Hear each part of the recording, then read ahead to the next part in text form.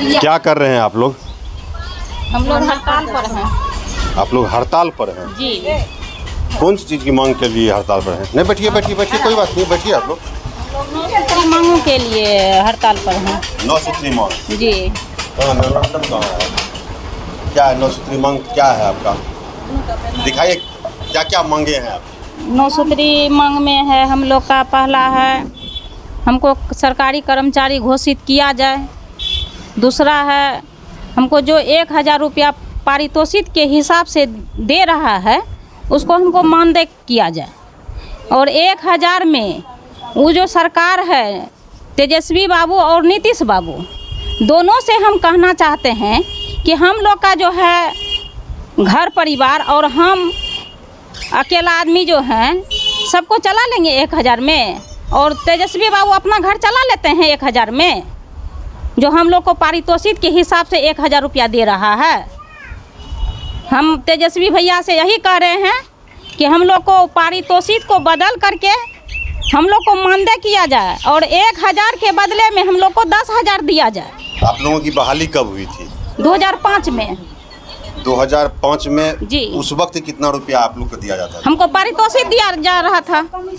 वही कमीशन में है, सब कमीशन में प्रसव कराएंगे, फूल 4 जांच करवाएंगे तब हम लोग को 600 रुपया मिलेगा। प्रसव संस्थागत करवाएंगे तब हम लोग को 600 रुपया मिलेगा, नहीं तो हम लोग को नहीं मिलेगा। अगर टीकाकरण करवाते हैं तो उस टाइम में, जिस टाइम में बहाली हुए थे उस टाइम में हम लोग को प्रतिशत के हिसाब से दिया जाता था। अभी जो है बच्चा के दर पर दिया जाता है।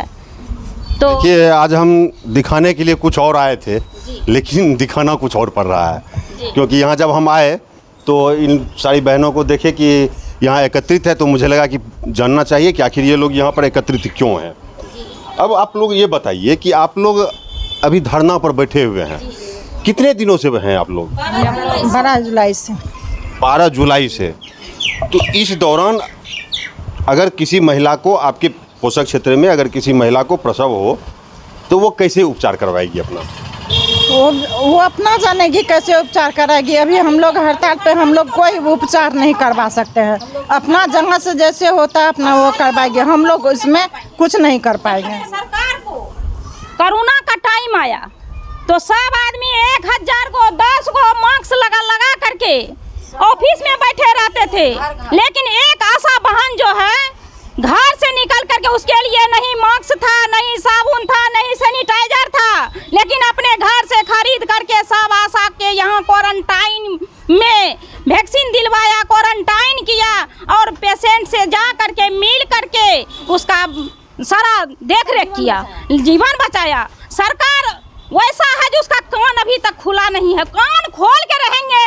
जनक के लिए काम नहीं, फोटो सहित भेजिए, लेकिन हम लोग फोटो सहित कोरोना में भेजते थे सरकार को। हम लोग सरकार को कोई काम नहीं। जब तक तेजस्वी भैया हम लोग का मानदेय घोषित नहीं करेंगे तब तक हम उसका कोई सुनवाई नहीं करेंगे, कोई कार्य नहीं करेंगे। अगर हम लोग का मानदेय नहीं होगा तो तेजस्वी भैया का पाला सत्ता में हम लोग कुर्सी झुका के रहेंगे, कुर्सी खींच के रहेंगे।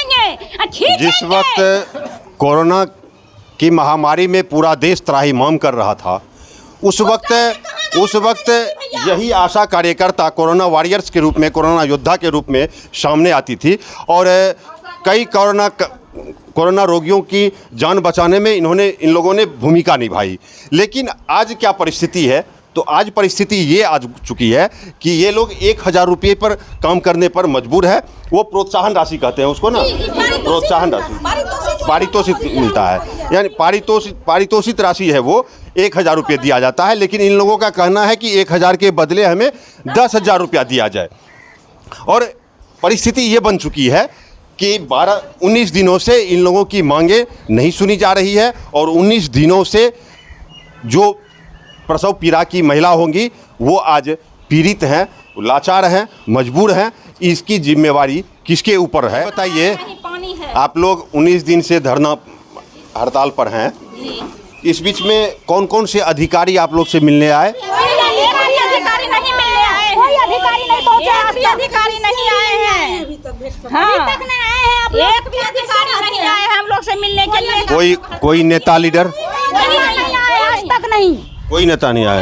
नहीं, वोट लेने का टाइम होगा तब नहीं आएगा नेता सब कि अभी आप अपने नेता को क्या संदेश देना चाहेंगे यहाँ से? क्या संदेश देंगे? हम उस सरकार से वही विनती करते हैं, जैसे भैया हमसे क्यों काम लेते हैं वैसे आप उधर से दाम दीजिए। बिना काम का दाम नहीं है यहाँ। हम लोगों का कोई निश्चित नहीं है कि रात में आइएगा कि सवेरे आइएगा। हम लोग टाइम बंदा नहीं है प्रसव कराने में, कोई टाइम बंदा नहीं है। 12 बजा चलिए प्रसव के लिए महिला को ले चलिए, 24 घंटा ड्यूटी है, उसके लिए कोई वेतन नहीं है। वो कमीशन पर कितना सा काम करेगी? हमारे साथ बाल बच्चा नहीं है, देखने वाला हम लोगों को नहीं है। एक मजदूर को हम लोग रात में आते हैं पेशेंट, लेकिन यहाँ रहने का कोई ठिकाना है, यहाँ रहने का व्यवस्था नहीं है। उधर से उधर भगाता है, उधर से उधर भगाता है, उधर जाइए उधर जाइए। हम लोग पेशेंट के पास खड़े होकर रात बिता लेते हैं। उसके बाद हम लोग को भी इस तरह का कोई हम लोग का अथी नहीं है। सिर्फ हम लोगों का जो काम लिया जाता है, यहाँ कोई दाम नहीं दिया जाता है। जो है ना वादा करके वादा भुला गया।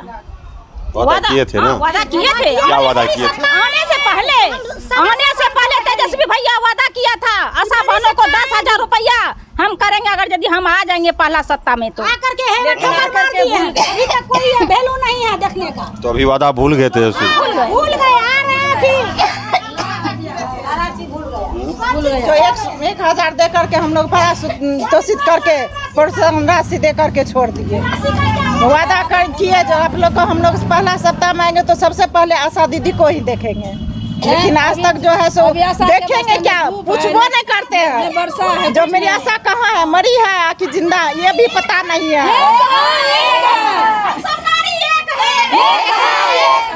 देखिए, यदि अभी कोई महिला प्रसव पीड़ा में हो अपने गांव में तो उसे कोई आशा कार्यकर्ता मदद करने के लिए उनके घर पर नहीं जाएगी।